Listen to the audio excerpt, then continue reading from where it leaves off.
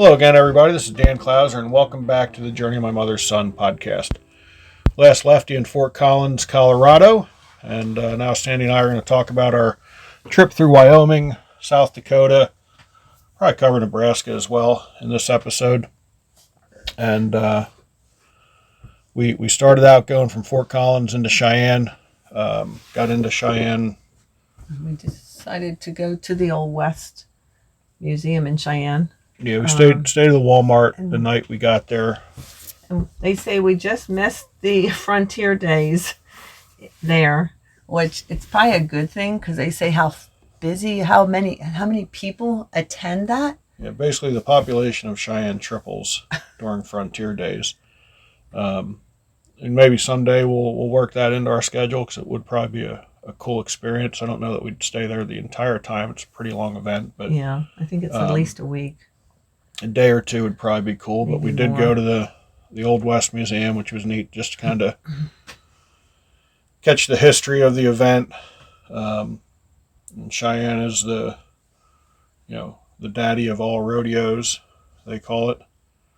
So it was pretty cool. There was an event going on at the fairgrounds, but we wanted to get up to Fort Laramie. Yeah, we didn't have that time. But prior to going to the museum, we can't forget to talk about our breakfast in Cheyenne. We went to this little tiny place called the Lucky Horseshoe. I don't know. I'm not sure about that one.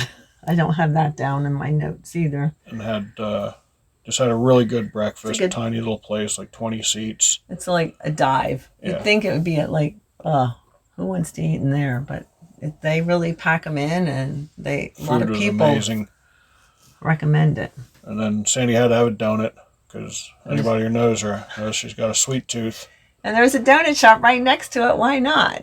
But by the time we got out of breakfast and went over, she only had apple fritters left, and it wasn't what I wanted. But we got it anyway, and they were good. The lady says when she sells out, she closes. Yep. And generally she sells out every day. So yeah, before noon. We're lucky to get what we got, to be honest with you. I mean, yes. I think there are less than a dozen apple fritters left in the case when we got there. So I noticed a lot of places that say that they're donuts. They're actually a cruller donut. Either they're with icing, frosting, whatever on, and sprinkles, but they're not like some of our donuts on the east side of the states. But anyway, it was still good. Yeah, so from there we headed up to... We were in South Dakota. Fort Laramie from Cheyenne. And spent a couple hours there. It was pretty cool to see. Yeah, we went to the fort. To see the old fort. Luke loved it because he could walk around. He could go in some of the buildings with us. Well, that was a good couple hours there. Yeah, and it's funny that whole day it seemed like we were right on the edge of rain, and luckily, I think as we got done it started to, because we came back and ate our lunch. I believe there. Yeah, it was our lunch. Actually, I think it was dinner because it was getting pretty late. Yeah. Well, we only ate 2 meals. We had a big breakfast, so we kind of had an early lunch, late lunch, early dinner at that point. But from there, we just cruised up to a little rest area right on the edge of Wyoming on our way to Hill City, South Dakota. The next day, we went into Hill City. We'd stopped at a national park on the way in.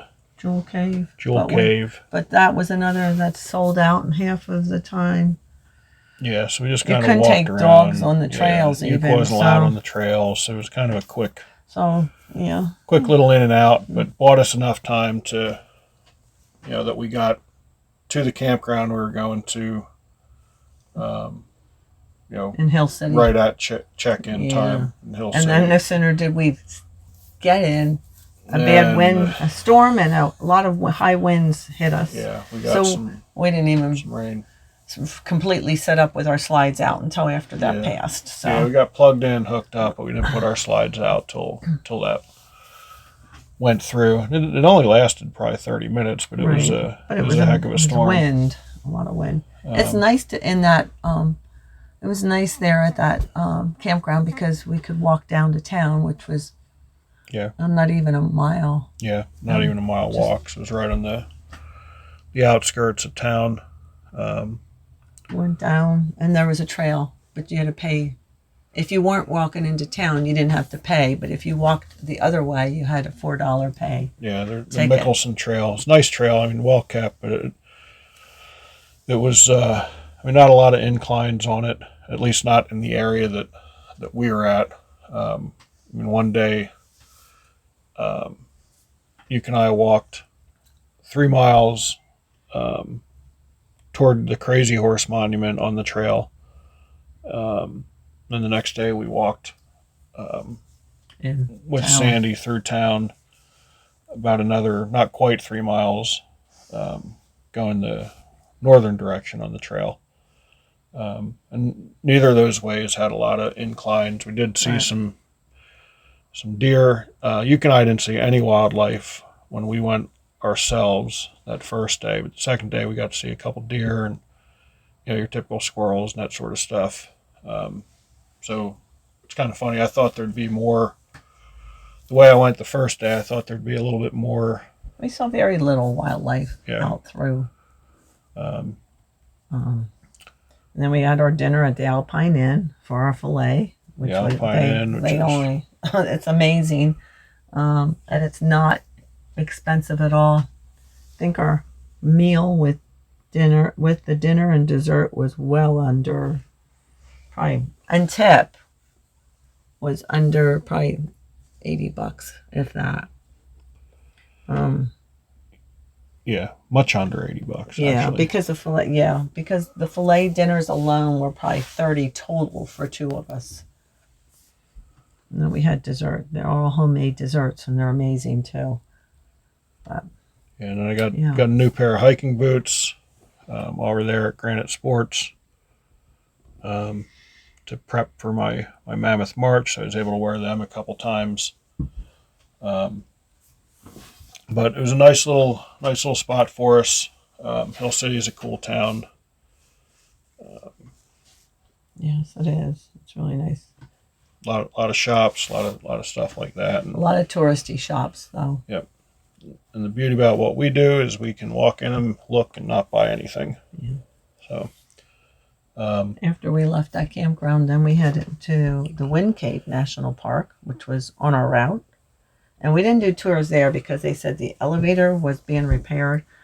But we did look around inside. Watch the movie. And on the way in, we saw some buffalo. And actually on the way out, a bunch of prairie dogs. Prairie dogs and the pronghorn deer, I guess they're called. They're pronghorn. From a distance, it was hard to get a good picture. But it was neat. And then we got into Hot Springs, South Dakota later in the afternoon. Yeah, right as we were getting there, they were getting ready to start up their farmers Friday night farmers market. So we hung around. So enough parking for the RV. We pulled in there. And I also saw the Legion. No. Yeah, the American Legion was having their fish fry. And I was like, hey, Friday fish fry. This is perfect. And I had to check because I'm really picky with my type of fish that I eat. But they had tilapia. And let's just say the serving was, and I guess you could have had more. But, of course, Dan didn't come in because he doesn't eat seafood or fish or anything like that in water. I had a burrito from a food truck, which was amazing. But my fish, I had 2 large pieces, and I had a pile of French fries. I had coleslaw, a salad, and dessert. I think it was only $13. And I could have had more, but I was full, and I said, can I have a box to go for the other piece of fish? And that I was good. So she had lunch for the next day too. Yes, it was well worth it, and I supported the community, so that was nice. Yeah, so that was cool. So we didn't get into the campground till later that evening, probably 7:30, till it was all said and done.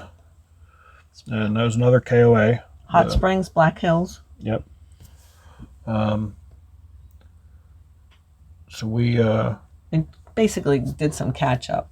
because I did laundry and you did, your podcast editing, and just relaxed a little. Yeah.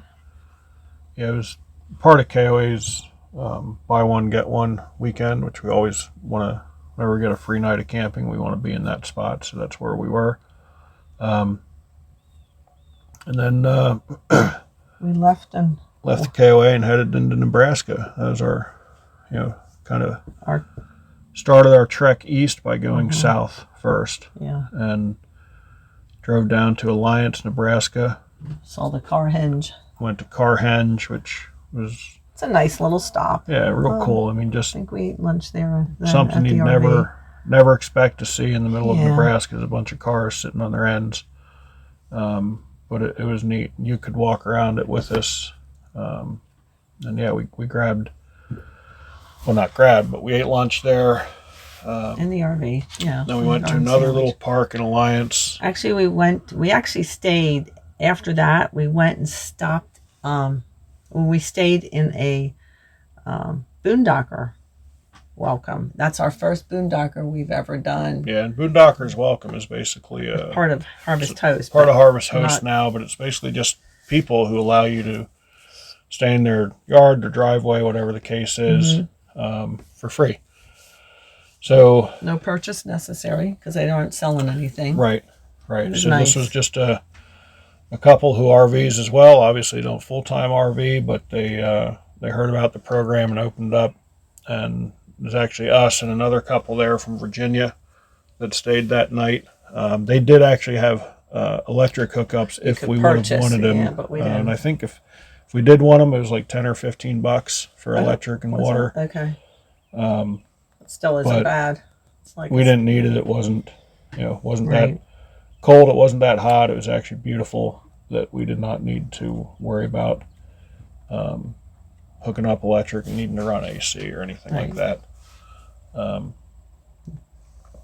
then we went kind of a little southwest, I guess. It's Scott's Bluff and Chimney Rock. Yeah, and that was cool. Again, it was about an hour. Those are national parks also. Yeah, hour kind of, you could say, out of our way, so to speak, because we were heading east, but decided to go west to Scotts Bluff first. But it was well worth it. And again, that's the beauty of what we do, is we can kind of make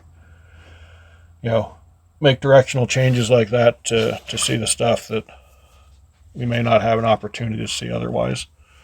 And then after that, we stayed in another little KOA for a couple days, and I'm not quite sure of the pronunciation. It's Ogallala.